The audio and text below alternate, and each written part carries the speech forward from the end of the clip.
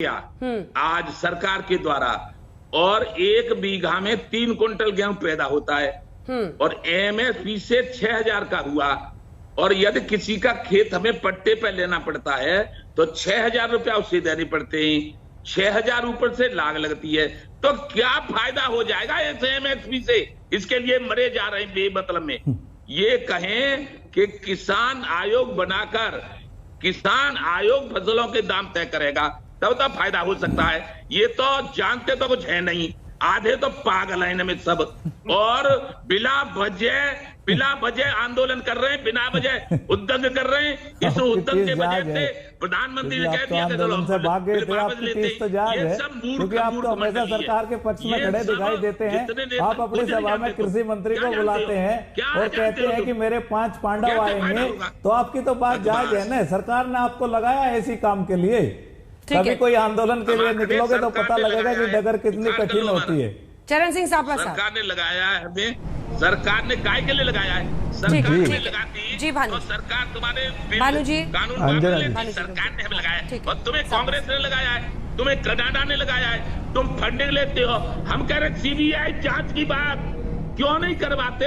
ठीक है सर, वापस मुद्दे पर तुम सब लिख के दो कि हम सीबीआई जांच। भानु जी भी कह रहे हैं कि कांग्रेस फंड कर रही है। ठीक है सर, जवाब देते हैं प्लीज। चरण सिंह सापरा साहब। हाँ, कांग्रेस फंड नहीं कर रही है, हम कह रहे हैं। अच्छा रुकिए, सापरा साहब। देखिए अंजना जी सवाल ये है कि आज भी किसान ये आंदोलन को खत्म करने के लिए क्यों तैयार नहीं है? क्योंकि वस्तु स्थिति ये है कि किसानों की कई मांगों को आज भी मोदी जी ने टाला है, इसीलिए किसानों को लगता है कि दाल में कुछ काला है। ये जो संसद की बहुमत की दादागिरी जो है उसको किसानों ने सड़क से सबक सिखाया है। और ये जो 1 साल में किसानों के बीच और सरकार के बीच में जिस तरह से अंतर बढ़े हैं, इन्होंने गाली गलौच भी हुआ है, अपशब्द कहे गए हैं किसानों को, जिस तरह से अभी मलिक साहब कह रहे थे। ये तमाम सारी चीजें होने के बाद में मोदी जी के वादों ने और उनके जो इरादे हैं उन्होंने विश्वसनीयता खोई है। और सवाल यह है कि पिछले 1 साल में ये आंदोलन के चलते ये जो भरोसा जो है एक दूसरे पर नहीं रहा है, यानी किसान संगठनों को और मोदी सरकार को एक दूसरे पर भरोसा न होने से ये आज परिस्थिति आ रही है कि किसान कह रहे हैं कि हमारी 6 मांगे भी पूरी करिए तब हम अपना आंदोलन खत्म करेंगे।